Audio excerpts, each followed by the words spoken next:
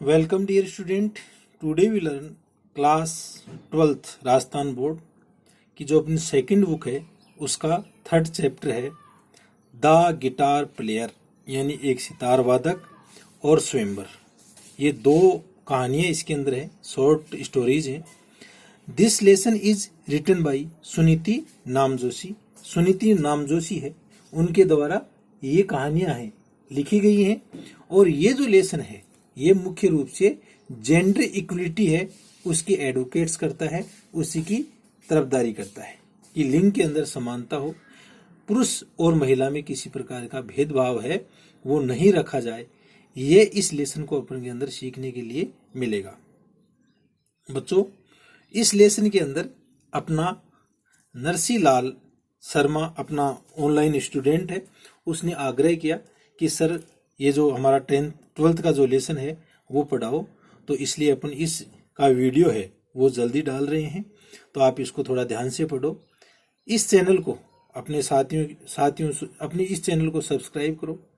ये जो वीडियो है ये अपने जो साथी हैं उनके साथ में शेयर करो, जिससे कि लॉकडाउन के समय में उनको भी अपने अध्ययन का लाभ मिल सके और अपनी तैयारी है वो जारी रखो। साथ में किसी प्रकार की कोई दिक्कत हो तो आप कमेंट सेक्शन में जाकर के जरूर कमेंट्स करें, जिससे कि आने वाली वीडियो है वो और इफेक्टिव बनाई जा सके। सबसे पहले लेते हैं अबाउट द राइटर, यानी लेखक के बारे में। तो Suniti Namjoshi was born in India but left for Canada where she lived for number of years. तो सुनीति नामजोशी है, इनका जन्म इंडिया के अंदर हुआ, लेकिन इसके बाद में वो कनाडा चले गए और वहाँ कई वर्षों तक रही। Currently she live in UK, और वर्तमान समय में वो यूके की फुल फॉर्म होती है यूनाइटेड किंगडम। तो यूनाइटेड किंगडम है, उसके अंदर अपना वर्तमान का इंग्लैंड आ जाता है, इसके अलावा नॉर्दर्न आयरलैंड आ जाएगा और वेल्स आ जाएगा। तो ये सब जो इलाके हैं ये मिलकर के स्कॉटलैंड का इलाका आ जाएगा, ये सब मिलकर के यूके का निर्माण करते हैं। सी हैज पब्लिश्ड नंबरस पोइम्स, और उन्होंने कई संख्या के अंदर कविताएं हैं उनकी रचना की, फेबल्स नीति कथाएं लिखी, आर्टिकल्स एंड रिव्यूज और लेख लिखे और समीक्षाएं लिखी। हर book include the conversation of cow 1985, और उनकी जो किताब है जिसका नाम है गाय की बातचीत 1985, Aditi and one eyed monkey, Aditi और एक आंख का बंदर, ये 1986 की है। द ब्लू डंकी फेबल और नीले गधे की जो नीति कथा है ये 1988। बिकॉज ऑफ इंडिया, भारत के कारण, सिलेक्टेड पोइम्स 1989, और जो सिलेक्टेड पोइम 1989 की हैं।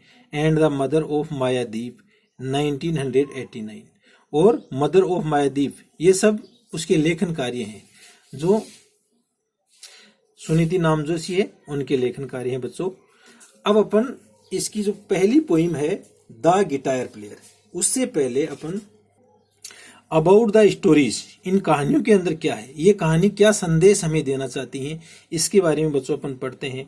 The guitar player and Swayamvar are taken from her book feminist fables 1981। तो द गिटार प्लेयर या सितार वादक और स्वयंवर नामक दोनों कहानियां हैं, वो उनकी जो किताब नारीवादी नीति कथा 1981 है उससे ली गई है। इन दीज स्टोरीज, इन कहानियों के अंदर she focus on the condition of women in a patriarchal society, और इस कहानी के अंदर वो महिलाओं की पितृसत्तात्मक जो समाज है उसके अंदर क्या स्थिति है उसका वर्णन करती हैं। She raises her voice against gender inequality, वो जो लिंग विभेदता है या लिंग असमानता है उसके खिलाफ अपनी आवाज उठाती हैं। She stress the fact that women should have their own identity, और वो इस चीज के ऊपर जोर देती हैं कि महिला को अपनी स्वयं की पहचान रखनी चाहिए। These stories are very thought-provoking and high relevant to the contemporary Indian society, और ये जो कहानियां हैं ये दोनों ही कहानियां अपने विचारों को उद्दीलित करने वाली हैं और उस समय का जो समकालीन भारतीय समाज है उसके ऊपर सटीक बैठती हैं या बहुत ही प्रासंगिक हैं। The story the guitar player depicts a girl who wants her talent skills. और ये जो कहानी द गिटार प्लेयर है ये वर्णन करती है, डिपिक्ट्स यानी चित्रण करती है एक लड़की का, हु वांट्स हर टैलेंट जो skills and the art that she possesses, कि वो जो स्किल जो प्रतिभा है जो कुशाग्रता वह रखती है उसको दिखाना चाहती है। टू बी ग्रेटली वैल्यूड जिनकी बहुत ज्यादा वैल्यू है मूल्य है, रिकॉग्नाइज्ड एंड गिवन इम्पोर्टेंस और उनको पहचाना जाना चाहिए और महत्व दिया जाना चाहिए। The story Swayamvar is about women's freedom and focus. और जो कहानी स्वयंवर है वो महिला की स्वतंत्रता के बारे में है and focus on the fact that certain set roles are assigned to women in the Indian society, कि कुछ निश्चित रोल्स हैं या भूमिकाएं हैं उनको भारतीय समाज के अंदर महिला की इन भूमिकाओं को स्वीकार कर ली गई है। And if she want a little more freedom, और यदि उसको थोड़ी बहुत भी और ज्यादा स्वतंत्रता उसको चाहिए, the parents and member of the society are unhappy, तो उस समय समाज और परिवार के कुछ सदस्य हैं वो नाखुश हो जाते हैं। Man think them self to be superior to women, क्योंकि एक व्यक्ति है वो अपने आप को औरत से ज्यादा श्रेष्ठ समझता है। And do not like to accept their defeat, और उससे हार है वो स्वीकार नहीं करना चाहता। हाउएवर तथापि a woman likes to choose a companion, एक औरत है वो टू चूज ए चैंपियन, वो चुनना चाहती है एक कंपेनियन, सॉरी बच्चों, कंपेनियन यानी एक ऐसा साथी चुनना चाहती है who believe in gender equality, जो कि लिंग समानता के अंदर विश्वास करता हो, वैल्यू हर टैलेंट, और उसकी प्रतिभा है उसका मूल्य समझने वाला हो, and accept his own shortcomings बच्चों कमियों को कहते हैं, और अपनी कमियों को स्वीकार करने वाला हो। तो ये संदेश अपन को ये दोनों कहानियां देती हैं। तो अपन शॉर्ट जो वर्ड्स में इसको ये कह सकते हैं कि इन दोनों कहानियों के अंदर जो व्यक्ति ये संदेश दिया गया है कि मनुष्य को, जो महिलाएं हैं, पुरुष को महिलाओं को भी उनकी समानता का दर्जा दिया जाना चाहिए, उनकी प्रतिभाओं को पहचाननी चाहिए और अपनी जो कमियां हैं उन कमियों को स्वीकार करना चाहिए। तो बच्चों अपनी पहली स्टोरी आती है ए गिटार प्लेयर, एक सितार वादक। A girl played on her guitar and it so happened that someone passing by listening and fail in love with her, कि एक लड़की है वो अपनी सितार को बजा रही है और ऐसा घटित हुआ कि एक राहगीर है वो वहां से गुजर रहा था और उसने उसके इस सितार को सुन लिया और वह उसके प्रेम में पड़ गया। Is it my music you love inquired the girl और मी। अब वो लड़की उस राहगीर को पूछती है कि भैया, ये राहगीर को कहती है कि ये जो आप मेरे से प्रेम कर रहे हो या फिर मेरे म्यूजिक से प्रेम कर रहे हो या मेरे स्वयं से कर रहे हो। द म्यूजिक कंटिन्यूड, और वह संगीत लगातार जारी रहा। Water from a famous fountain झरने को बोलते हैं बच्चों, rose into the air and fell away, और उसी समय एक पानी है वो एक झरने से ऊपर उठा और दूर जाकर के गिरा। The listener thought hard and finally said, और जो राहगीर था या जो सुनने वाला था उसने जोर दे करके सोचा और अंत में वह बोला, आई डोंट नो, मैं नहीं जानता हूँ। What is the right answer, कि इस मैं नहीं जानता हूँ और इसका सही आंसर क्या होगा। शांट टेल यू, क्या तुम मेरे को नहीं बताओगी। शांट टेल यू, कि माँ आपको नहीं बताऊंगी। रिप्लाइड द गर्ल, उस लड़की ने जवाब दिया। बट दैट्स नॉट इट, लेकिन ये जो आपने आंसर दिया वो सही नहीं है। And she went on playing, और वह अपना सितार है वो बजाना उसने जारी रखा।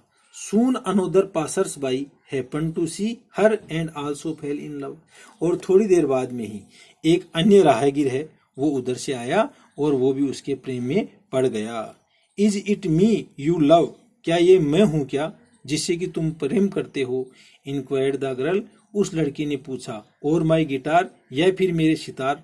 भाई या तो आप मेरे सितार से प्रेम करते हो या मेरे से प्रेम करते हो, आप किस चीज से प्रेम करते हो, ये उस लड़की ने उस राहगीर से पूछा। The second passers by stared यानी गेज्ड या पीप्ड या घूर करके देखना। और वो जो राहगीर है वो एट द गिटार की तरफ घूर करके देखा। स्माइल्ड एट द गर्ल और उस लड़की के ऊपर मुस्कुराया। And at last ventured to say और अंत में उसने कहने का साहस किया, वेल ठीक है, आई डोंट नो मैं नहीं जानता, इट्स ए ब्यूटीफुल इंस्ट्रूमेंट लेकिन ये जो यंत्र है या ये जो सितार है ना ये बहुत ही सुंदर है। What is the right answer लेकिन इसका सही उत्तर क्या होगा। But she just said what's it and wasn't it लेकिन उसी समय उस लड़की ने कहा कि ये जो आपका आंसर है ये सही नहीं है। एंड वेंट ऑन प्लेइंग और वह अपना सितार बजाना उसने जारी रहा। The two passers by went greatly perplexed यानी व्याकुल हो गए। दोनों राहगीर हैं वो बहुत ज्यादा व्याकुल हो गए। All night long the guitar music rain through their heads और रात भर जो सितार का जो संगीत है वो उनके दिमाग में गूंजता रहा। And when they return the next day और जब वो दूसरे दिन लौटे इट वाज परफेक्टली ओबियस यानी clear that they had both prepared their speeches और ये बिल्कुल स्पष्ट था कि उन दोनों ने ही अपना स्पीच या वक्तव्य है वो पूर्ण रूप से तैयार कर लिया था। आई वुड लव यू मैं आपसे प्रेम करता हूँ डिक्लेयर द फर्स्ट पहले वाले ने कहा। Even if you could not play A note of music यदि आप एक संगीत का थोड़ा सा लय भी नहीं बजाओगी ना तो भी मैं आपसे प्रेम करता हूँ। And I would love you swore the second और दूसरे ने शपथ खाई या सौगंध खाई कि मैं भी आपसे प्रेम करता हूँ। Even if you did not own A guitar यदि आपके पास में एक गिटार भी नहीं होगा तो भी मैं आपसे प्रेम करता हूँ। You don't understand replied the girl उस लड़की ने कहा कि आप नहीं समझ पाए हो। आई एम ए म्यूजिशियन मैं एक संगीतज्ञ हूँ। विच मी डू यू लव और विच मी वो कौन सी चीज है जिससे आप प्रेम करते हो। If you do not care about my music at all क्या आप मेरा जो संगीत है उसके बारे में थोड़ी भी आप ध्यान नहीं रखते हो या थोड़ा भी उसके बारे में नहीं सोचते हो। ओ अरे दे सेड उन्होंने कहा did we give you the wrong answer अरे भाई क्या हमने आपको गलत उत्तर दे दिया। यस रिप्लाइड द गर्ल उस लड़की ने जवाब दिया। वेल ठीक है what is the right answer लेकिन इसका सही आंसर या उत्तर क्या है। You must love me altogether just as I am आपको अवश्य ही मेरे को प्रेम करना चाहिए उन सब चीजों के साथ में जस्ट आई एम जैसा कि मैं हूँ। ऑल माई गिफ्ट्स इसमें सारे मेरे उपहार आ गए। ऑल माई पोजेशंस वो सब चीजें जिन पर मेरा अधिकार है। एवरीथिंग उन सब चीजों को। I have been and ever shall be from now on जो सब चीजें मेरे पास में हैं और जो चीज मेरे इसके बाद में आने वाली हैं उन सब चीजों को आपको प्रेम करना चाहिए। बट दैट्स इम्पॉसिबल लेकिन यह तो असंभव है। दे क्राइड आउट टुगेदर वो दोनों एक साथ चीख पड़े। यस हाँ एग्रीड द गर्ल उस लड़की ने सहमति जताई। And choose a sad little tune to suit the occasion और जो अवसर था ना उस अवसर के अनुचित या उसके अनुसार उन्होंने एक सैड यानी दुख की जो ट्यून है वो अपने सितार से लगाई। तो बच्चों आप देखते हो कि किस तरह से इसके अंदर जो मानव है वो पुरुष है वो नारी के ऊपर अपनी उसके सामने अपनी हार है वो स्वीकार करना नहीं चाहता है। और इस कहानी के अंदर जो एक जेंडर इक्वलिटी है उसके ऊपर बल दिया गया है। बच्चों अब इसके कुछ क्वेश्चन हैं। उन क्वेश्चन के अंदर अपन को 2 क्वेश्चन हैं। पहली जो स्टोरी है उसके अंदर से उनमें से एक क्वेश्चन का आंसर मैं बताऊंगा और दूसरे क्वेश्चन का आंसर है आप कमेंट सेक्शन में जाकर के आपको उसमें लिखना है।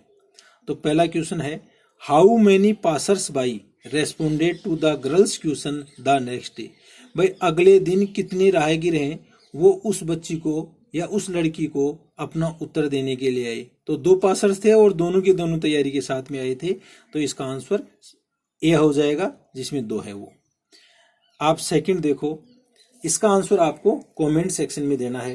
At the end of the story, कहानी के अंत में, which tune did the girl choose to suit the occasion, उस अवसर के लिए किस प्रकार की ट्यून या किस प्रकार की लय उस लड़की ने बजाई। तो ए है हैप्पी, बी है मेलोडियस, सी है सैड और डी है शार्प। तो इसका आंसर है, आप कमेंट सेक्शन में जाकर के दो। तो थैंक्स, बने रहो। ओके।